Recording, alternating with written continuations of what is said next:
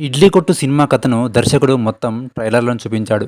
Trailer చూసినప్పుడు cinema బాగుంటుందనిపించింది. కానీ కథ నడిపిన తీరు మాత్రం పులిసిపోయిన ఇడ్లీ పిండి వలె ఉంది. ఎక్కడైనా పిల్లలు పల్లెటూరు నుంచి విదేశాల స్థాయికి ఎదిగి ఉన్నతంగా జీవిస్తుంటే తల్లిదండ్రులు ఆనందిస్తారు. కానీ గాంధీవాదం పేరుతో పల్లెల్ని అంటిపెట్టుకొని అక్కడే ఇడ్లీలేసుకుంటూ బతకడమే ఆదర్శం అన్నట్టుగా తండ్రి పాత్రను మలచడం చాలా చిరాగ్గా అనిపిస్తుంది. ఇక హీరోయిన్ నిత్యమైన పాత్ర కూడా బలవంతంగా ఉంటుంది. సముద్రకని ట్రాకు పరమ రొటీన్‌గా అనిపించింది. సినిమా మొత్తం పరమ ఫ్లాట్ నరేషన్‌తో నడుస్తుంది.